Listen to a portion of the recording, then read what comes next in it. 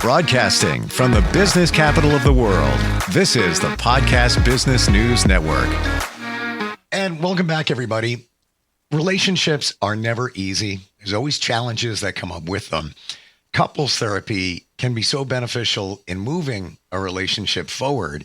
Many times it's something that a lot of couples wait on, but that's not the right way to go. We're going to talk about couples therapy today. Even before we get to that, we're going to pick up from where we left off last week with emotional learning with great psychotherapist, Dr. Barry Pilson is back with us. Hey, Barry, how are you? Doing well, Steve. Thanks for having me back for our second session, and we can get started.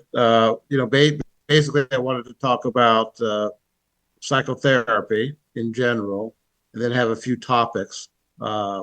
Later on, talk a little bit more about couple therapy, but I want to talk about in the series, anxiety and depression and addiction, and some issue around trauma too. Okay, so to give folks a good framework for understanding what psychotherapy actually does and how it can be helpful as well.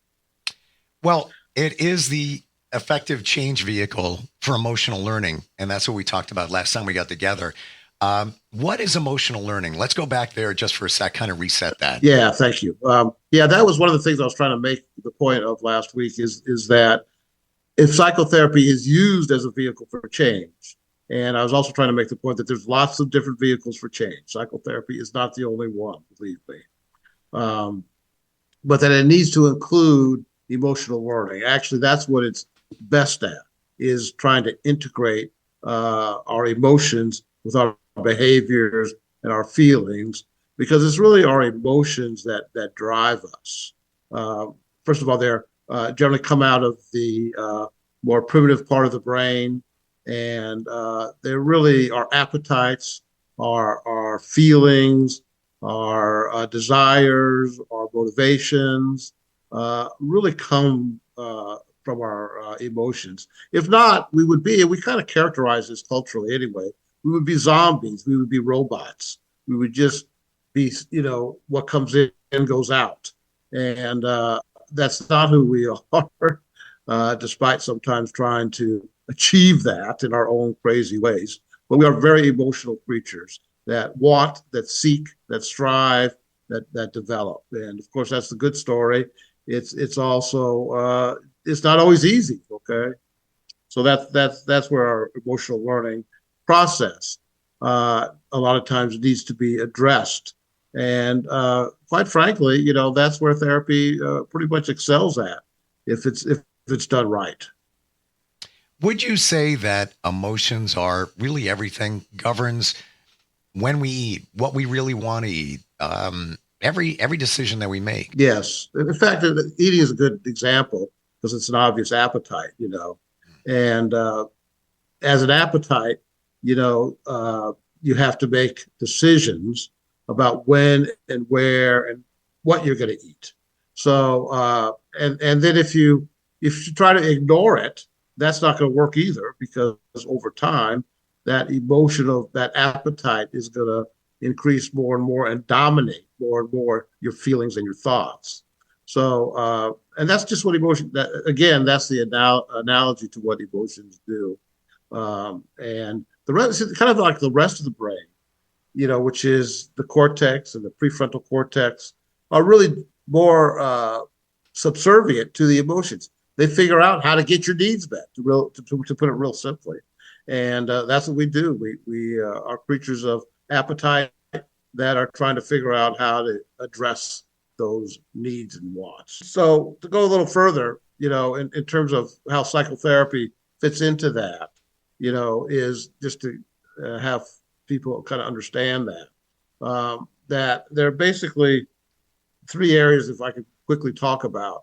Those are your experiences, your cognitions, and your interpersonal relationships. That's what often, your experiences are kind of what the background is to the way you process information. And our experience comes from, that's why in therapy, again, often people will talk to you about their personal history, what are significant events in your life What are your relationships with your family? What are your current relationships? What are your aspirations? What are your achievements? What are your frustrations, etc. So we all have a personal history that is helpful to understand and to examine. Then we also have our own kind of social history, which is our history in terms of the networks of relationships that we've had over the years. And so certain processes are more helpful in understanding somebody's social history. What were their social networks?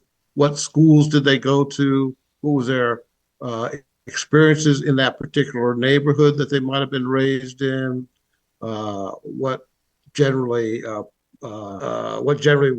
networks were helpful in their growth? What were painful in their growth as well?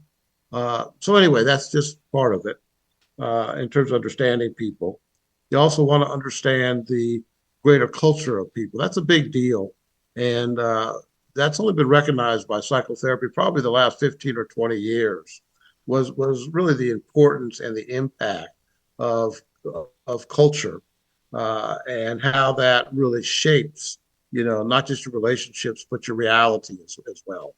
And there's a lot of emphasis, which is good, on therapists having a certain amount of cultural competence, which is you can't be an expert in every culture by any means.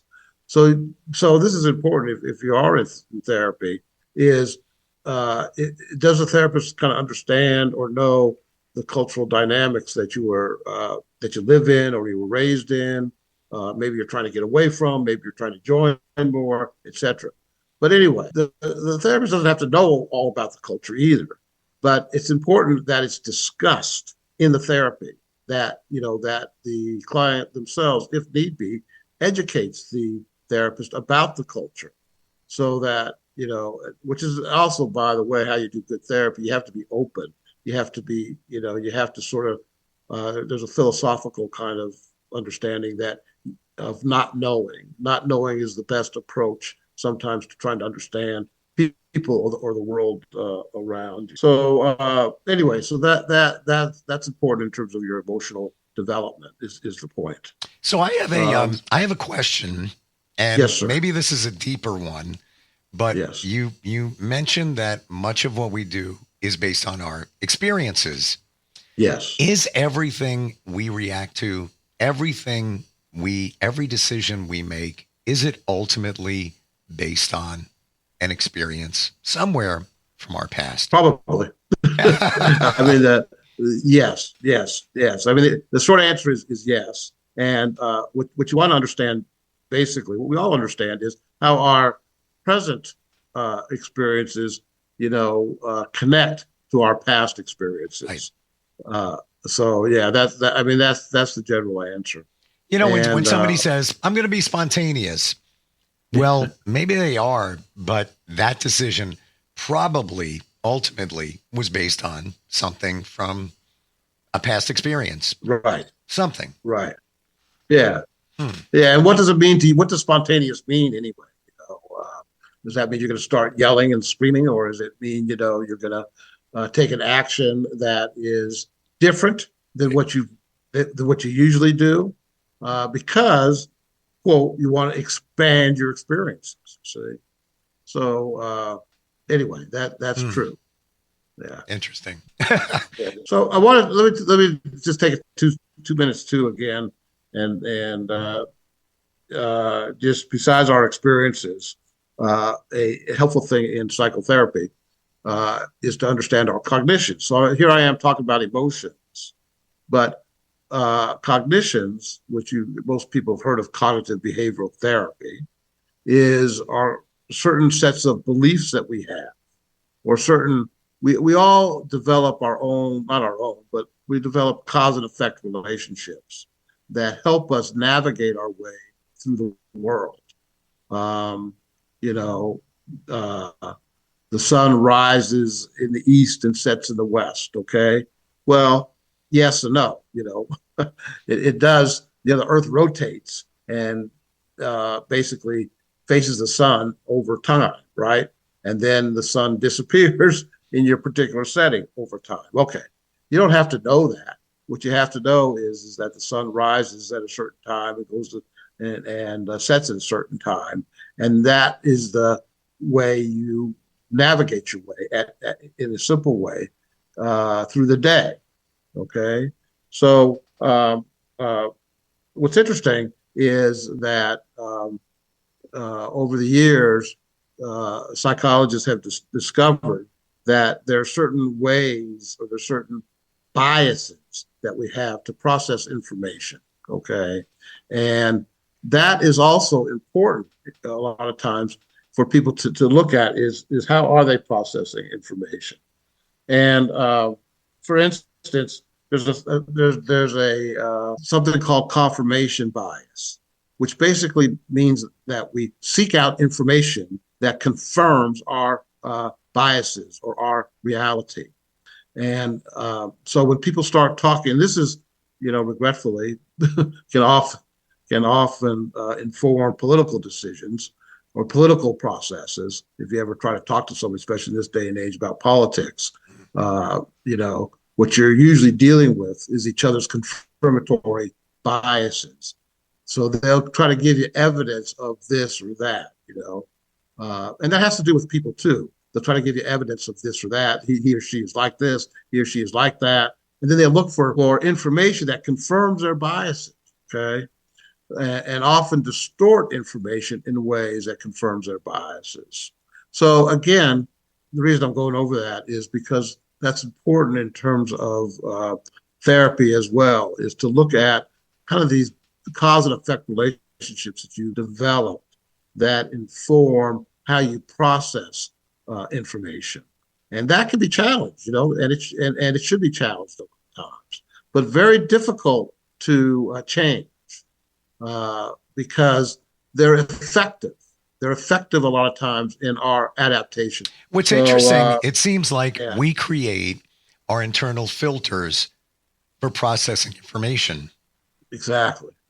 And sometimes those are skewed or off right. in general. And it looks like therapy helps us kind of redefine what those filters are. Right. And sometimes, but a lot of times they're effective. They get us through the day. They get us, they get us through our challenges. So I'm not trying to say that they're right or wrong. They just are. But is it reasonable to say that sometimes the way our filters are set up based on, bias and things like that, maybe it's not supporting us in the best way? That's right. And that's usually when we run into some type of difficulty or crisis or, something that's not working. That's what people end up saying. That's just not working for me anymore, right. or that does work for me, and we all kind of say that. And we kind of judge quickly whether something is working or not.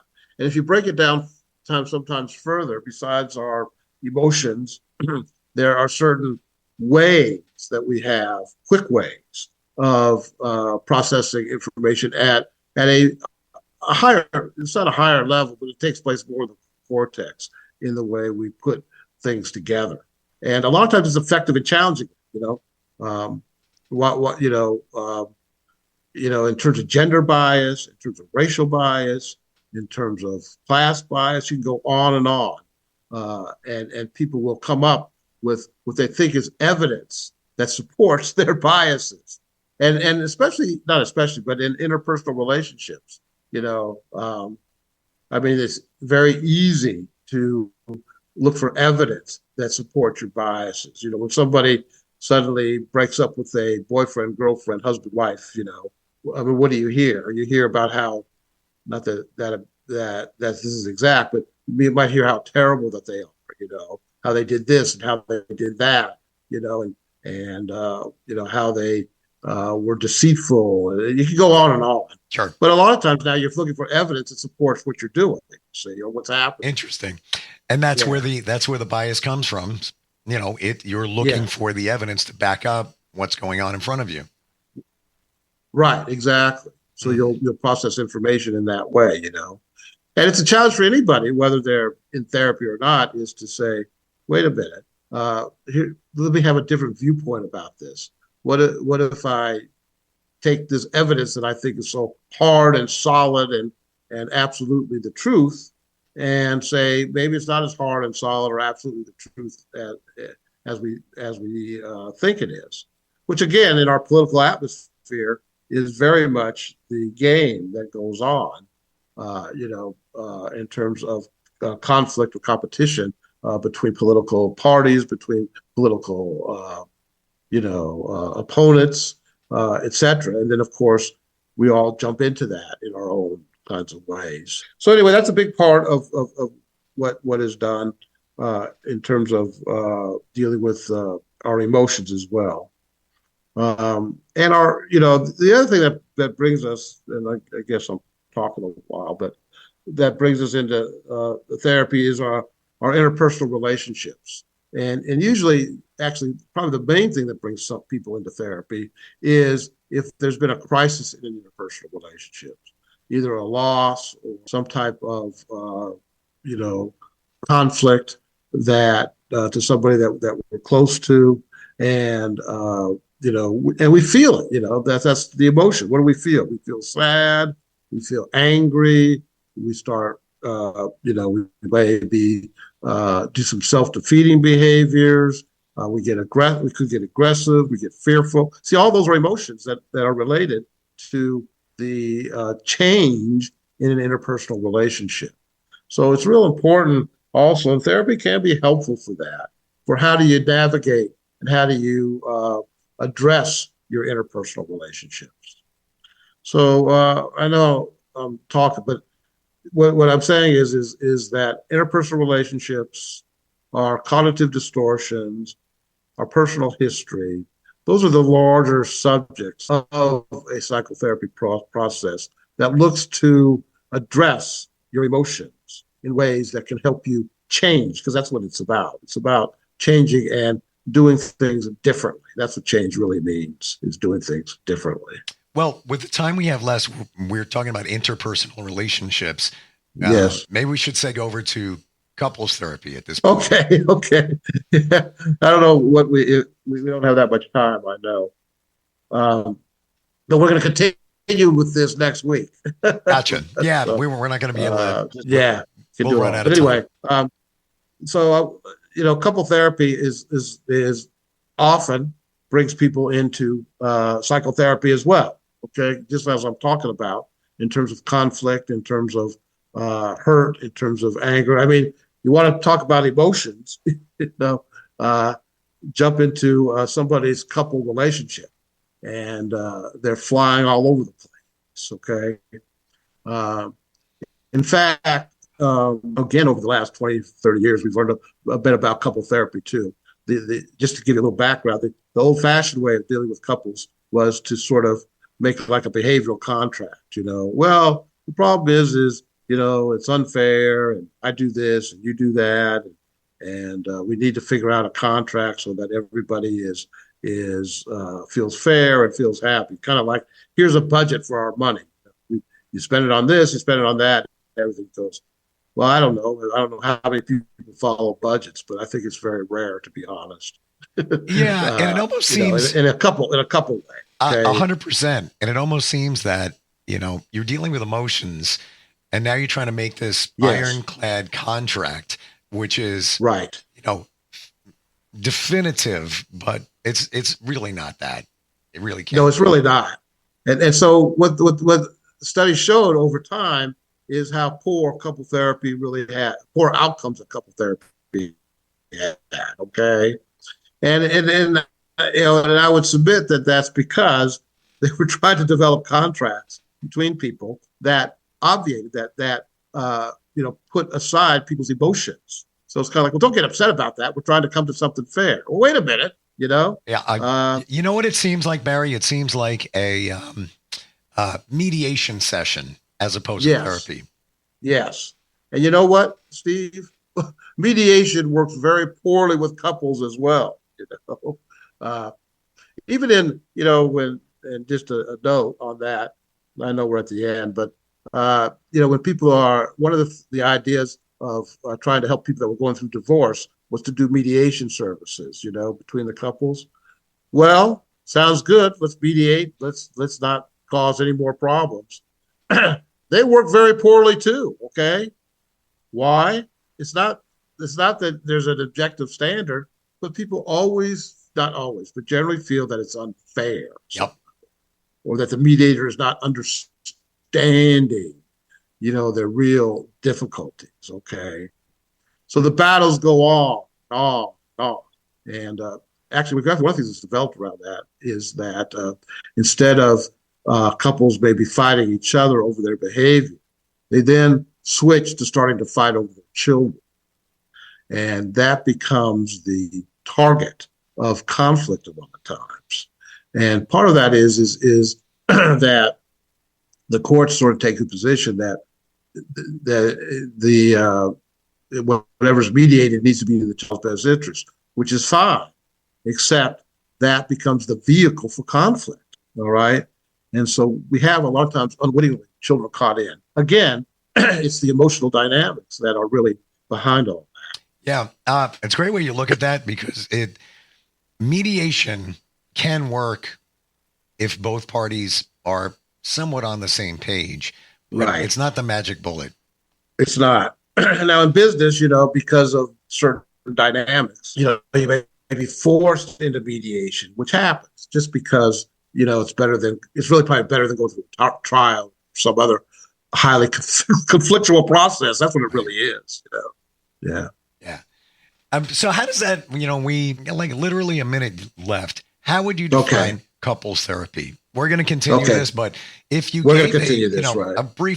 a brief definition of how couples therapy can be impactful, how would you define it? Well, the switch is how do we become a cooperative couple? Okay. How do we become a partnership that's cooperative? Not that we have to agree, not that we have to all see things that way, but how do we create space where we can have multiple viewpoints, where we don't have to necessarily, be on the same page, but we can also articulate how the other person, what page the other person is on, okay? And then how do you learn to communicate through that? That's the issue, is how can you communicate through your multiple viewpoints?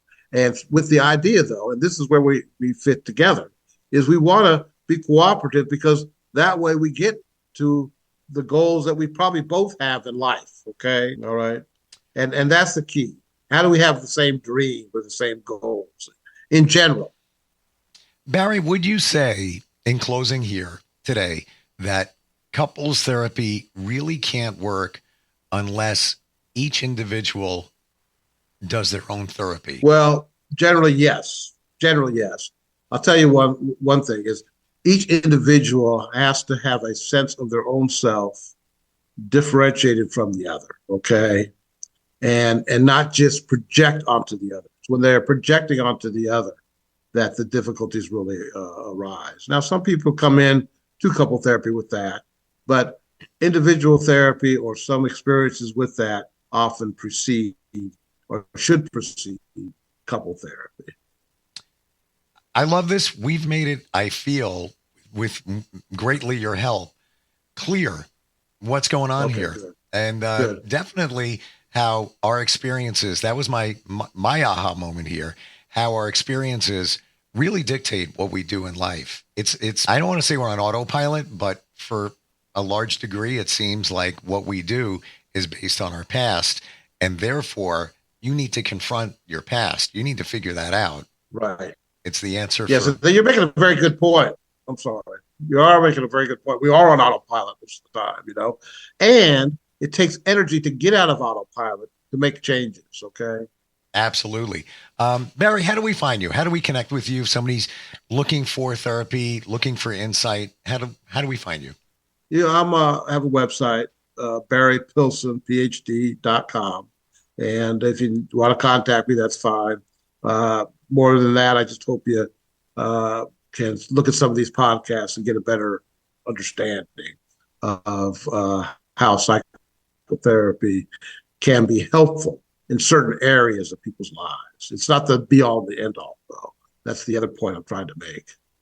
Learned a lot today, very impactful. And you have a wonderful way, Barry, of explaining something so it's crystal clear. You really do.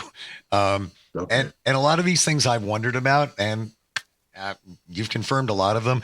Definitely looking forward to digging back into couples therapy next time we get together. Okay. I'll see you next week. Thank you, Steve. Thank you. We'll be right back. All right.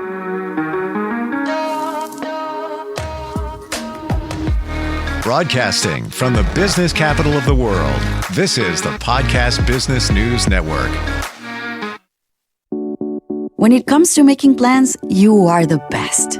What about those round trips that you plan in advance, which are perfect on your way there and perfect on your way back? Or those meetings with friends for which you make a group chat 3 months before so that nobody or anything is missing? Or your daughter's first birthday party. You planned it with such dedication that instead of the first, it felt like our 15's. The same way you plan each detail for those moments. Start planning to protect you and your loved ones from a natural disaster. Sign up for local weather and emergency alerts. Prepare an emergency kit. And make a family communications plan. Protecting your family is the best plan you can make. Get started at ready.gov/plan. Brought to you by FEMA and the Ad Council.